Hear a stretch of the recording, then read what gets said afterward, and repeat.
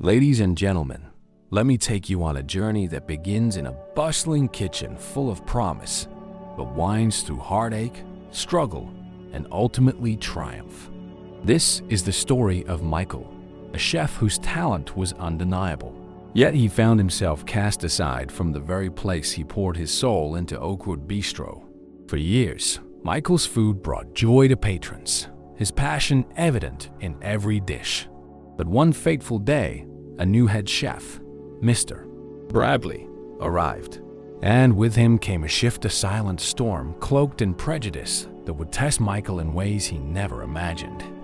Michael's story is one of resilience and redemption, a testament to the strength of the human spirit. As we explore the twists and turns of his journey, you'll see how even the most devastating setbacks can spark opportunities for growth and triumph. By the end of this story, you'll be reminded of the power of perseverance and the importance of standing up for what's right. Before we dive deeper, if this story stirs something in your heart, if it makes you reflect or feel inspired, please take a moment to subscribe to our channel. Together, we can share more stories like Michael's, stories that matter, and stories that make a difference. Let's get started. Michael's story begins in the kitchen of Oakwood Bistro, where his passion met his profession. Day after day, he created culinary art that resonated with every customer who took a bite. He had worked hard to reach this point, years of dedication, sleepless nights perfecting recipes, and endless shifts to hone his craft. He wasn't just cooking meals, he was creating experiences. But everything changed the day Mr. Bradley arrived.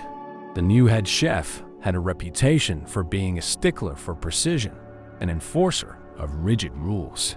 At first, Michael saw it as a challenge, an opportunity to grow. However, it didn't take long for Bradley's disdain to surface.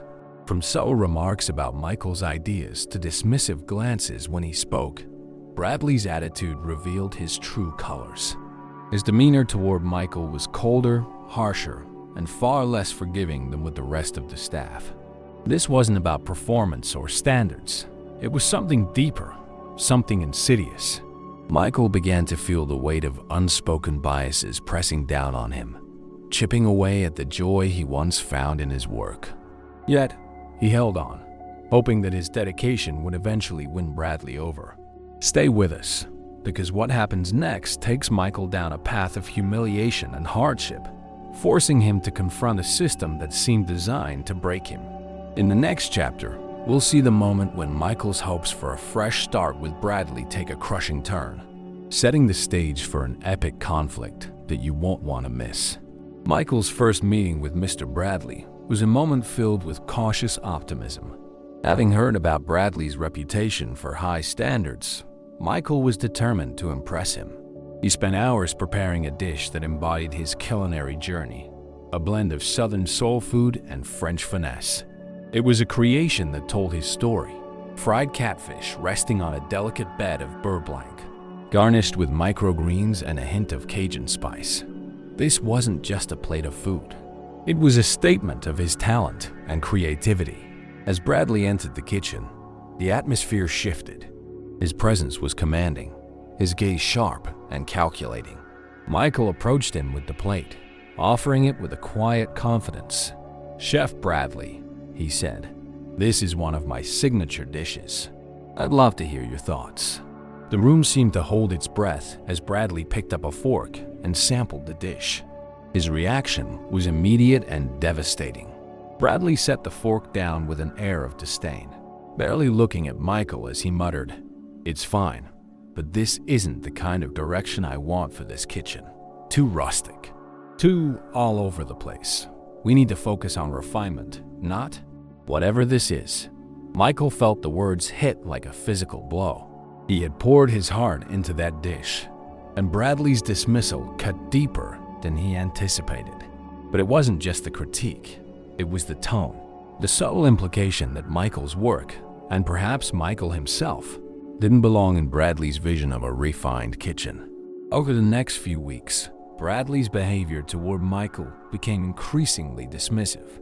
Suggestions from Michael were ignored or brushed aside in team meetings. His role in the kitchen began to shift, with fewer opportunities to contribute creatively. It wasn't long before whispers began circulating among the staff. "He's got it out for Michael," one cook remarked. "You can see it in the way he talks to him." For Michael, the rejection wasn't just professional, it was deeply personal. He started questioning himself. Was his work not good enough? Was he imagining the slight edge in Bradley's tone, the barely concealed sneer when they spoke? But deep down, Michael knew the truth. This wasn't about his cooking. It was about something Bradley wouldn't or couldn't say outright. And that truth made every shift a battle to keep his passion alive. Yet Michael held on, driven by a determination to prove his worth. He refused to let Bradley's words define him.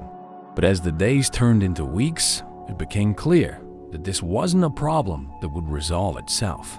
Something had to give, and the tension in the kitchen was building to a boiling point. The real turning point comes next, as Michael faces not just subtle jabs, but a public humiliation that will push him to his breaking point. Stay with us to witness the moment when the battle between these two chefs explodes, setting the stage for an unforgettable showdown. With each passing day under Bradley's leadership, Michael's role in the kitchen began to shift, not through any formal announcement, but through a series of small, calculated moves. Tasks that had once been his pride, crafting the evening specials, plating signature dishes, were quietly reassigned. Instead, Michael found himself relegated to prep work, chopping vegetables, marinating proteins, and performing the thankless labor that kept the kitchen running behind the scenes. At first, Michael tried to rationalize it. Perhaps Bradley wanted to observe him more closely to see how he handled foundational tasks. Maybe it was a temporary adjustment to streamline operations. But as the weeks stretched on, the truth became undeniable. Bradley was systematically sidelining him. The creative freedom Michael had once thrived on was replaced by a monotonous routine that left little room for his culinary artistry. The other staff began to notice. "Why is Michael on prep again?" someone whispered one night. "He used to run circles around this kitchen." The comments didn't escape Michael's notice, but neither did they bring comfort. If anything, they amplified the sting of his new reality. He had become a shadow of his former self, the spark of joy he once brought to his work dimming with each passing shift. Bradley's actions weren't limited to assignments. His subtle hostility was woven into every interaction. He would critique Michael's work with an edge that felt more personal than professional, his words dripping with condescension. "This mirepoix is uneven," Bradley would say, pointing to an imaginary flaw. Or, "You call this properly julienned." Even when Michael's knife skills were impeccable, it was as if Bradley was searching for reasons to undermine him. The shift in dynamics didn't go unnoticed by the rest of the team. Some colleagues, sensing the imbalance of power, kept their distance, unwilling to risk Bradley's wrath. Others tried to offer a quiet encouragement. "Hang in there, Mike," one of the sous chefs whispered during a break. "You're too good for this place anyway." But even these moments of solidarity couldn't counteract the weight of Bradley's campaign against him. What made it worse was the inconsistency. Bradley would occasionally offer a vague compliment, just enough to keep Michael guessing. "Not bad," he'd say about a perfectly seared piece of salmon, but his tone carried no warmth. It was a psychological game, and Michael felt like a pawn, unsure of the next move, but acutely aware that the odds were stacked against him. In quieter moments, Michael found himself reflecting on how far he'd come and how much he had to lose. This was the dream he had worked so hard to achieve, yet it was becoming a nightmare. He began to question whether staying at Oakwood Bistro was worth the emotional toll. Still, a part of him refused to give up. If Bradley wanted to push him out, Michael resolved to make it as difficult as possible. But the pressure was mounting. Bradley's behavior wasn't just affecting Michael's work, it was seeping into his life outside the kitchen. The weight of unspoken discrimination, the constant need to prove himself, and the absence of support from his superiors were taking a toll on his mental health. Sleep became elusive and moments of joy felt increasingly rare. The breaking point was drawing closer. And while Michael didn't yet know it, the storm brewing in the kitchen was about to erupt in a way that would force him to confront the situation head-on. The next chapter in this story will reveal a night that changes everything. A public clash that exposes the rift between Bradley and Michael for all to see. Stay tuned as we dive into a moment of raw tension and heartbreak that will leave you questioning how far one can go to protect their dignity. The evening started like any other a busy Friday night, with the restaurant buzzing as patrons filled the tables. Orders were flying in, and the kitchen was a symphony of organized chaos. Michael, despite the weeks of tension, moved through the space with quiet efficiency. He had been relegated to preparing garnishes and assembling side dishes, far from the creative work that had once been his pride. But tonight, something felt different. There was a heaviness in the air, a sense that the fragile balance in the kitchen was about to shatter. As service reached its peak, an order came in for one of Oakwood Bistro's most popular dishes, Michael's signature honey-glazed bourbon pork belly. The dish had been a staple on the menu long before Bradley arrived, loved by regulars and newcomers alike. But in recent weeks, it had been quietly removed from rotation. When Michael saw the order, he couldn't suppress a flicker of pride. Someone still remembered his creation. Instinctively, he stepped forward, ready to prepare the dish. But before he could even gather the ingredients, Bradley's voice cut through the clamor like a blade. "What do you think you're doing?" he demanded, his tone sharp and icy. Michael hesitated, startled by the abruptness of the question. "It's the pork belly," he replied, his voice measured.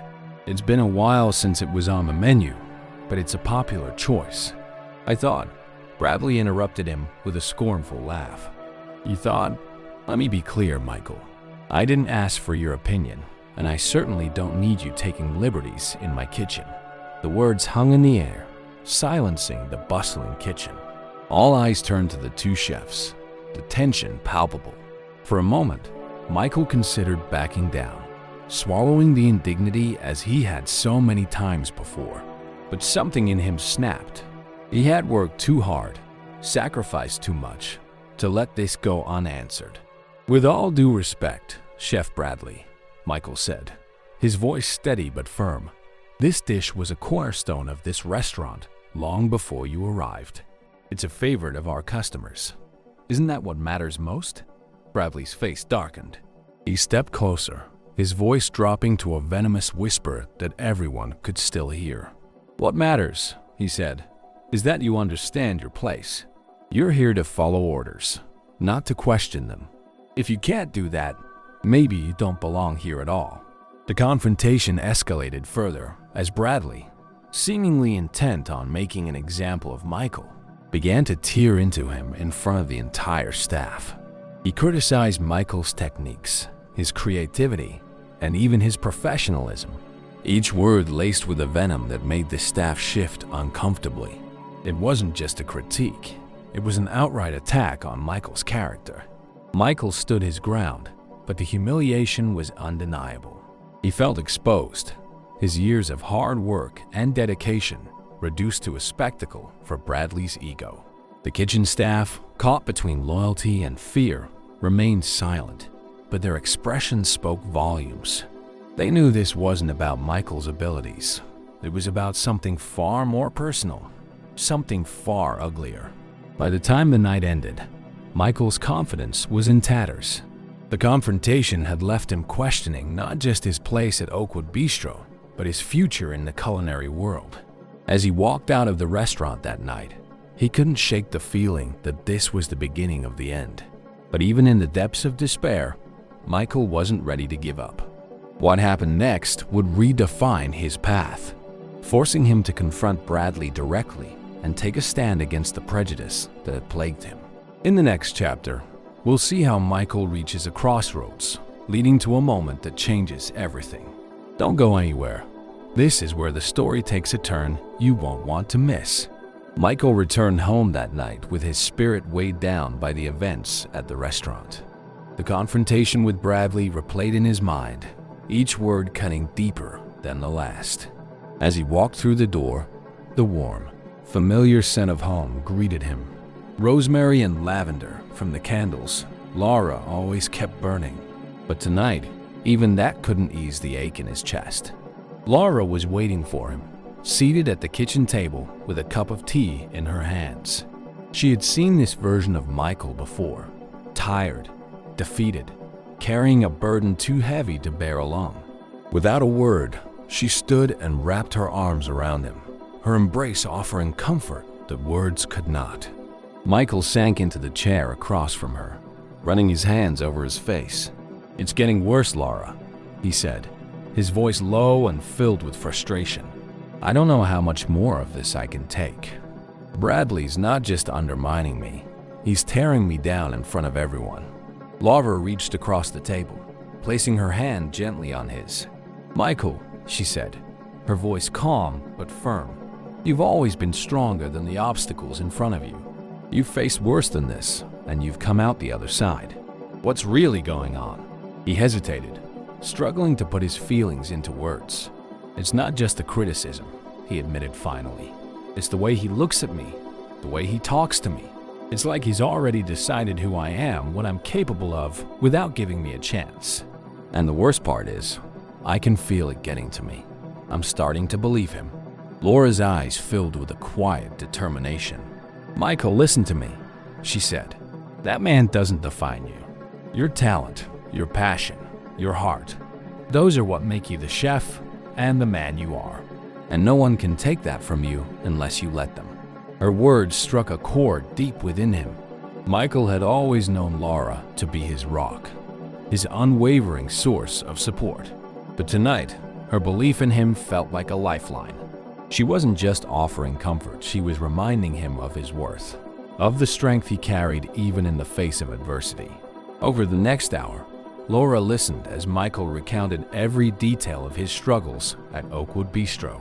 She didn't interrupt, letting him pour out his frustration and pain. When he finished, she leaned forward, her expression resolute. "You need to stand up to him, Michael. Not just for yourself, but for everyone else who's ever been made to feel small because of someone like Bradley." Michael looked at her, the weight of her words sinking in. "And what if it cost me everything?" he asked quietly. Laura smiled, her eyes softening. "Then it'll make room for something better. You're too good to waste your gift in a place that doesn't value you. But first, you need to show them and yourself what you're truly made of." That night, as Michael lay in bed, Laura's words echoed in his mind. He wasn't sure what the future held, but one thing was clear. He couldn't continue as he had been. Something had to change, and it had to start with him. For the first time in weeks, he felt a spark of hope, faint but steady, flickering against the darkness. Little did Michael know, the next steps he would take would force him to confront Bradley in a way that left no room for doubt or retreat. Stay tuned, because in the next chapter, we'll witness Michael's bold decision to challenge the status quo, leading to a moment of truth that will alter the course of his life forever. Don't miss it. It's a turning point you won't forget. The morning after his heart-to-heart with Laura, Michael awoke with a newfound resolve. For weeks, he had endured the subtle jabs, the outright humiliations, and the unrelenting sense of being undervalued. But as Laura's words echoed in his mind, one thought crystallized. Staying silent would only let Bradley's prejudice thrive. If he wanted change, he'd have to confront it head-on. Arriving at Oakwood Bistro, Michael felt the familiar swirl of nervous energy in his chest. The kitchen was already bustling, but he noticed the sideways glances from his coworkers as he walked in. They had all witnessed his humiliation the night before, and their silence had been deafening. Today, though, Michael had no intention of blending into the background. The opportunity presented itself during the pre-shift meeting. Bradley stood at the head of the group, his arms crossed, issuing orders with his usual brusqueness. When he turned to Michael, it was with a dismissive tone. "You'll be handling the prep again today," Bradley said. "Let's try to keep it efficient this time." Michael met Bradley's gaze, his voice calm but firm. "Actually, chef, I'd like to have a word before we start." The room fell silent, the staff exchanging nervous glances. Bradley raised an eyebrow, clearly unimpressed. "Is it important, or are we wasting time?" "It's important," Michael replied, stepping forward. "I've been holding this in for too long, and it's time we address it." Bradley sighed theatrically. "By all means, let's hear it," he said, his tone dripping with condescension. "What's on your mind?" Michael took a steadying breath.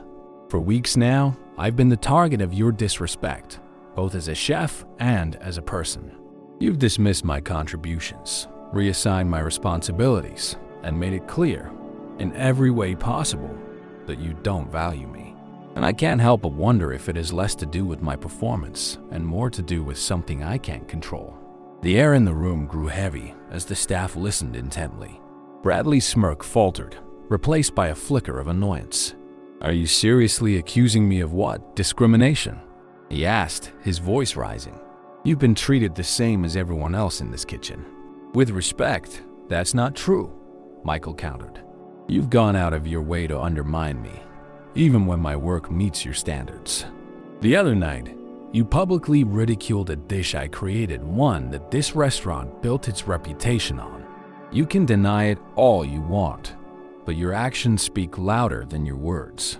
Bradley's face darkened, his composure slipping. "Watch yourself, Michael," he said, his tone icy. "You're walking a fine line." Michael refused to back down. "The only line I'm walking is the one between what's right and what's easy. I've stayed silent for too long, hoping things would change, but I won't be complicit in my own mistreatment any longer." The room was electric with tension, the staff frozen in place. For a moment, Bradley seemed at a loss for words, his expression a mix of anger and disbelief. But when he spoke, his voice was cold and final. "You've made your point, Michael," he said, "and as of now, you're no longer employed at Oakwood Bistro. Collect your things and leave." The words hit like a physical blow, but Michael stood tall. He looked around the room, meeting the eyes of his coworkers.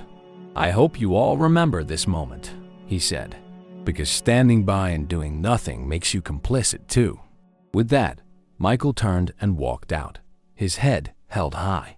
As he stepped into the cool evening air, a wave of emotions washed over him: anger, sadness, and an overwhelming sense of relief. He had lost his job, but he had reclaimed something far more valuable: his self-respect. What Michael didn't know was that this ending would mark the beginning of something far greater.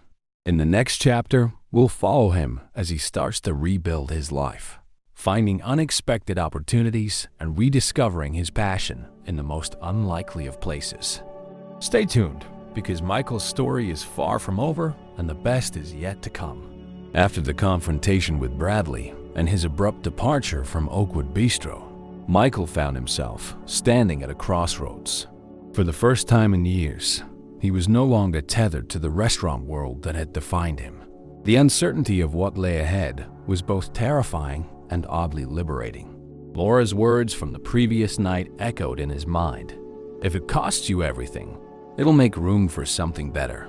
But as days turned into weeks, the sting of rejection lingered. Bills still needed to be paid, and the dream of opening his own restaurant felt farther away than ever. Reluctantly, Michael began searching for work, though his heart wasn't in it. One afternoon, while scrolling through job listings, he stumbled across a posting that caught his eye. Line cook needed for Hilltop Diner.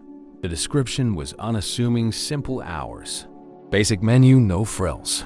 It wasn't glamorous, but it was a start. Hilltop Diner was a far cry from the polished ambience of Oakwood Bistro. Located on the outskirts of town, it was the kind of place where regulars sat at the same booths every day, sipping coffee and chatting with the staff. The kitchen was small, the equipment outdated, and the menu unremarkable. But the owner, a cheerful woman named Mrs. Ellis, welcomed Michael with open arms.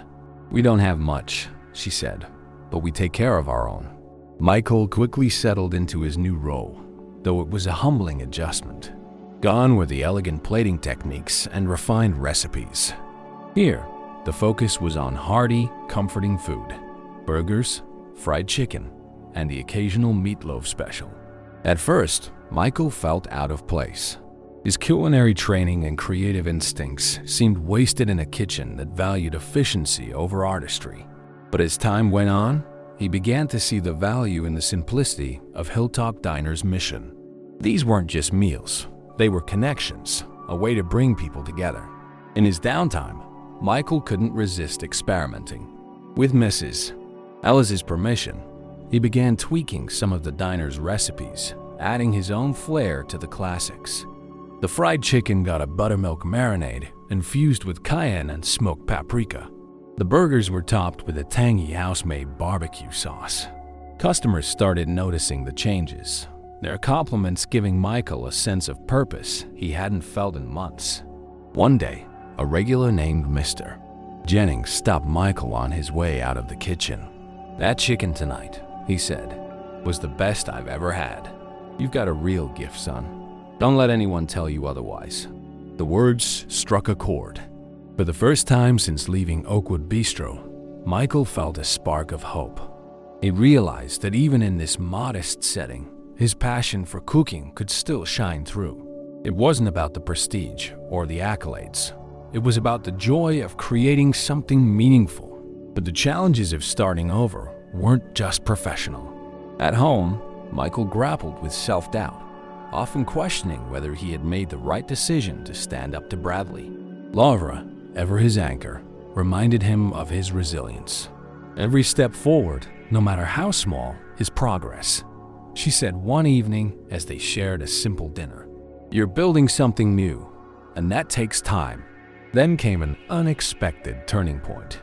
One quiet afternoon, a woman from the local community center, Ms. Davis, stopped by the diner for lunch.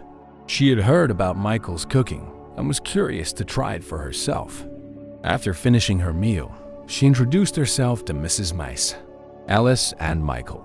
We're hosting a charity cook-off next month," she said, handing Michael a flyer. "We could use a chef like you. It's a great way to showcase your skills, and it's for a good cause." Michael hesitated, unsure if he was ready to step back into the spotlight. But Laura, who had stopped by to pick him up from work, gave him a knowing look. "You have to do this," she said later that evening. "It's your chance to remind yourself and everyone else what you're capable of." The cook-off would be a test, not just of Michael's culinary skills, but of his ability to overcome the doubt that had lingered since his time at Oakwood Bistro. In the next chapter, we'll see Michael take on the challenge of the cook-off, rediscovering his passion and proving to himself that his journey was far from over. Stick around, because this next step in Michael's story is where the magic truly begins. Michael stared at the flyer Miss Davis had handed him, its bright colors and bold letters announcing the Community Culinary Cook-Off. It was a charity event to raise funds for underprivileged youth in the area, featuring local chefs showcasing their skills. The winner would receive not only recognition, but also a grant to fund a culinary project of their choice. The possibilities stirred something in Michael, a quiet hope he hadn't felt in months. Still, doubts crept in. It had been months since he had been in a high-pressure cooking environment. What if he wasn't ready? What if he failed and only proved Bradley right? Laura, of course, had no patience for his hesitation. "This isn't just about the competition, Michael," she said as they sat at the kitchen table that night. "It's about finding yourself again. And besides, you've never been one to back down from a challenge." Reluctantly, Michael agreed to sign up. As the weeks leading up to the event passed, he began preparing in earnest. At Hilltop Diner, he experimented after hours, combining flavors, testing techniques, and rediscovering the joy of creating something new. Mrs. Ellis was more than supportive, often staying late to taste his creations. "That's the Michael I've heard so much about," she said one evening after sampling his honey lavender glazed duck. "You're going to knock their socks off." The cook-off brought together chefs from all walks of life, food truck operators, fine dining veterans, and even a few home cooks hoping to make a name for themselves. As Michael walked into the venue on the day of the event, He felt the familiar adrenaline rush of competition. The air was filled with the rich scents of sizzling meats, freshly baked bread, and aromatic spices. Booths were set up with each chef's name displayed prominently, and Michael's station bore the simple title, Chef Michael, Wilson Hilltop Diner. The rules were straightforward. Each chef had 3 hours to create 2 signature dishes, one reflecting their roots and another showcasing their creativity. Michael had spent countless nights perfecting his menu. For his first dish, he chose a modern take on Southern comfort food, smoked turkey neck gumbo served with a cornbread waffle. It was a nod to his heritage, blending the flavors he grew up with into something both nostalgic and innovative. For his second dish, he reached deep into his creative well, crafting a dessert that combined French technique with Southern flair. The result, a sweet potato souffle with bourbon caramel drizzle, garnished with candied pecans and a dash of nutmeg. The dishes weren't just food, they were stories, reflections of his journey as a chef and as a man. As the competition began, Michael worked with a focus he hadn't felt in ages. The familiar rhythm of chopping, sauteing, and plating brought him back to life. Around him, the other chefs bustled, each absorbed in their own creations. But Michael stayed in his lane, letting his food speak for itself. When the judging began, Michael watched from the sidelines, his heart pounding. Each judge, including the renowned food critic Emily Turner, approached his station with curiosity. They tasted his dishes, their faces giving nothing away. But when Emily Turner took her first bite of the souffle, her expression softened. "This," she said, "is extraordinary." By the end of the event, Michael felt a sense of pride he hadn't experienced in months. When the winners were announced, his name was called, and the room erupted in applause. It wasn't just the victory that moved him, it was the validation of his talent, the realization that he still had so much to give. As he stood on stage, the grand check in hand, Emily Turner approached him with an offer that would change everything. "Michael," she said, "have you ever considered opening your own restaurant? I'd like to help you make that dream a reality." Michael's journey was far from over.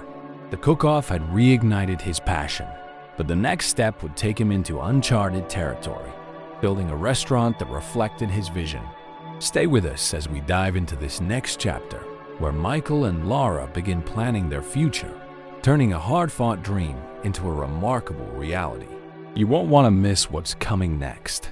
As Michael left the cook-off with the grand check in hand and Emily Turner's offer echoing in his mind, he couldn't help but feel a mix of excitement and apprehension. The idea of opening his own restaurant was exhilarating, but it also came with daunting challenges. Where would it be? What would the menu look like? Could he pull it off? That night, he shared everything with Laura over dinner. She listened intently, her eyes lighting up with every detail. "This is your time, Michael," she said, her voice filled with conviction. "All those years of hard work, all the struggles, it's all led to this moment. We're going to make this happen." The next few weeks were a whirlwind of planning. Emily Turner introduced Michael to a network of investors and restaurant consultants who could help him navigate the complexities of starting a business. She also offered her own expertise, guiding him through market research and scouting potential locations. "A restaurant is more than just food," she explained during one of their meetings. "It's an experience. Every detail matters. The lighting, the seating, even the music. It all tells a story." Michael knew exactly what story he wanted to tell. The restaurant would be called Heritage Table, a tribute to the culinary traditions that shaped him and the community that had supported him through thick and thin. The menu would reflect his journey, blending the soulful flavors of the South with the refined techniques he had honed over the years. From smoked meats and stews to delicate soufflés and handmade pastries, every dish would carry a piece of his heart. Finding the right location proved to be one of the biggest challenges. Michael and Laura toured countless properties, from bustling downtown spaces to quiet suburban corners. Eventually, they found a space in a historic district, a charming building with exposed brick walls and large windows that bathed the interior in natural light. It was perfect, a place where stories could be shared and memories made. With the location secured, the real work began. Michael assembled a team of passionate individuals who shared his vision, many of whom were former colleagues eager to work with him again. He spent hours in the kitchen, experimenting with recipes, perfecting every detail. Lavra took on the role of managing the restaurant's branding and outreach, ensuring that the community felt as invested in Heritage Table as they were. The journey wasn't without its hurdles. Budget constraints forced them to make tough decisions about decor and equipment. There were moments of doubt, late nights when exhaustion threatened to overshadow their excitement. But every challenge reminded Michael of how far he had come. He wasn't just building a restaurant, he was building a legacy. As the opening day approached, the buzz around Heritage Table grew. Emily Turner used her platform to promote the restaurant, sharing Michael's story with her followers and calling it a culinary experience not to be missed. Local newspapers ran features on Michael's journey, framing it as a tale of resilience and triumph. Reservations began pouring in before the doors even opened. When the big day finally arrived, Michael stood in the kitchen, surrounded by his team. The dining room was filled with guests, their laughter and chatter creating a warm, inviting atmosphere. As the first orders came in, Michael felt a wave of emotion. This was it, the culmination of years of hard work, sacrifice, and perseverance. Throughout the night, the dishes went out one by one, each plate a testament to Michael's vision. The response was overwhelming. Guests raved about the flavors, the presentation, the sense of home the restaurant evoked. By the end of the evening, Michael stepped out into the dining room to a standing ovation. Lavra stood by his side, her eyes shining with pride. "This isn't just a restaurant," Michael said, addressing the crowd. "It's a celebration of heritage, of community, and of the power of perseverance. Thank you for being part of this journey." But Michael's story doesn't end here. Heritage Table is just the beginning of a new chapter, one filled with opportunities to inspire and uplift others through food and storytelling. Stay with us as we explore the impact of Michael's journey, both on his life and on the lives of those around him. There's so much more to come, and you won't want to miss what happens next. With Heritage Table officially open, Michael's life entered a new rhythm. Each day brought its own set of challenges and triumphs, but there was a sense of fulfillment that made every hurdle worthwhile. The restaurant quickly became a hub for the community, a place where people came not just for the food, but for the story behind it. Michael made a point of connecting with his guests, often stepping out of the kitchen to greet them personally. Families celebrated milestones there. Friends reunited over plates of his signature smoked turkey neck gumbo. But Heritage Table was more than just a dining destination. It became a platform for something greater. Michael saw an opportunity to give back in ways that extended beyond the restaurant's walls. One of his first initiatives was partnering with local schools to create a mentorship program for aspiring young chefs. Every month, Heritage Table hosted workshops where students could learn the basics of cooking, food safety, and even menu planning. Michael shared his own journey with them, emphasizing the importance of perseverance and passion. "Your circumstances don't define you," he would tell them. "Your choices do, and every great chef starts with a single step." The program quickly gained traction, attracting attention from local leaders and organizations. Soon, Michael was invited to speak at community events, where he shared not only his culinary expertise, but also his story of resilience. His words resonated deeply, particularly with those who had faced their own struggles against discrimination and adversity. Michael became a symbol of hope, a reminder that success was possible, even in the face of seemingly insurmountable odds. At the same time, Heritage Table began hosting charity events and fundraisers, much like the cook-off that had reignited Michael's career. These events brought together chefs from across the region, raising funds for causes like food insecurity, youth education, and small business development. Michael's restaurant became a beacon of collaboration and community, a place where people came together to make a difference. But Michael's impact wasn't limited to his community. Word of Heritage Table spread far and wide, drawing the attention of food critics and media outlets.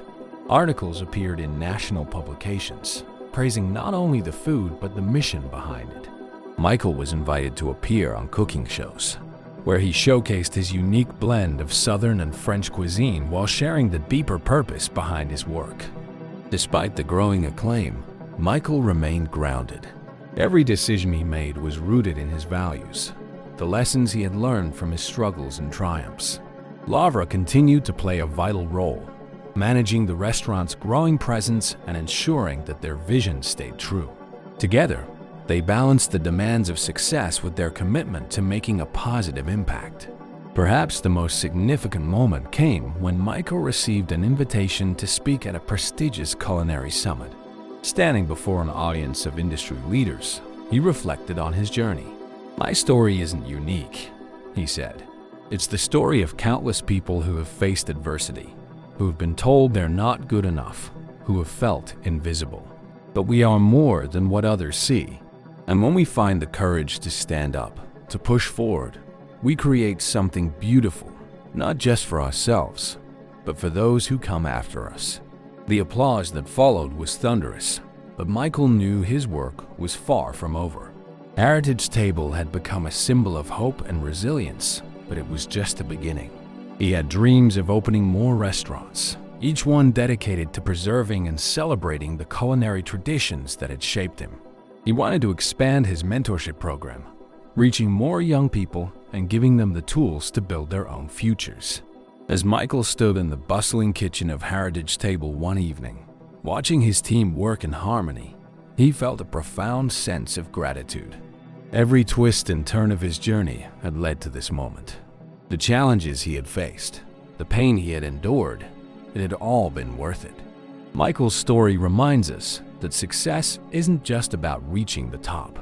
It's about lifting others as you climb, about creating something that outlasts you. And as he continues to write his next chapter, one thing is certain: his legacy will be as rich and enduring as the flavors he creates. Before you go, if this story has touched you, inspired you, or even just made you hungry for more, make sure to subscribe to our channel. We have so many more stories like Michael's stories of perseverance, passion, and triumph that we can't wait to share with you. And don't forget to explore our other videos for more incredible journeys. Until next time, remember, every great story begins with a single step.